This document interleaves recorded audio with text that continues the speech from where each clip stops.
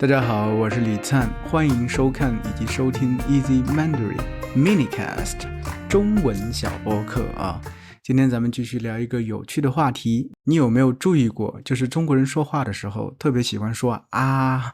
呀、吧等等语气词。我觉得和英语里头可能 filler word 是有点像的，但是它更复杂、更细腻一些。那么在什么时候用呢？其实这个东西很难说得很清楚啊。其实我记得有一次有一个学生问我，老师你是哪里人呢？我怎么说话老是听到你说啊。对，其实这和我是哪里人根本没有任何关系啊。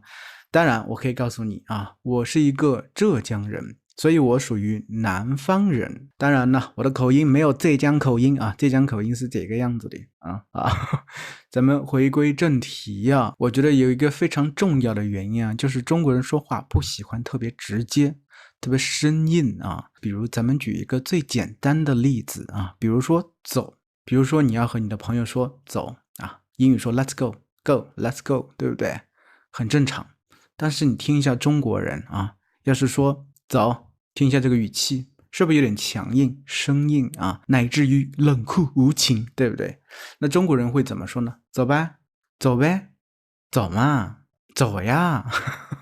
听到没有？各种的这个语气词，是不是让这个感觉整体就和缓下来、温柔下来，甚至觉得这个人还挺细腻的，对不对？一点都没有要强迫我的意思，对不对？邀请我走嘛。当然了，这个语气是有很多的，不可能只有这种很和缓的语气，比如说还有很惊讶的语气比如说你怎么来了，听起来话是不是没有说完你怎么来了呀？你怎么来了加上这个会强调、会加重这个语气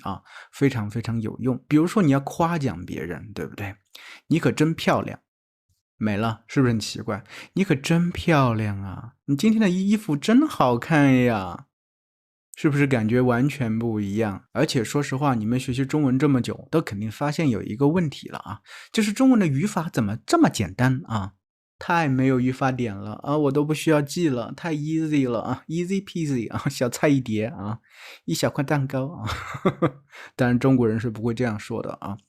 但是呢，我是觉得确实语法不够语气来凑就不需要那么多语法，所以很简单。但是确实可以通过加入很多这种语气词让整个句子更丰富多彩一点点。不然的话，平铺直叙简单直白那就变成很生硬了太过简单、肤浅、浅薄中国人是不可能接受这个状态的。所以其实我觉得你要学习中文学得很好的话有一个标准需要想的去达到就是怎么自如的运用这种语气词你要是能很自如的运用这种语气词，中国人会觉得耶，同类呀你也是一个母语者呀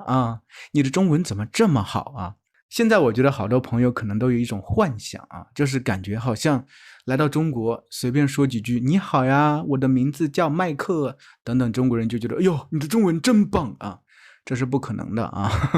因为现在学习中文的人越来越多了确实我觉得全世界都在学中国话。当然了这个题外话所以我觉得说实话，要想自己的中文越来越纯正我们需要这些语气词而且这也是了解中国文化的一个窗口吧，对不对？好的，今天咱们就到这了下期再见。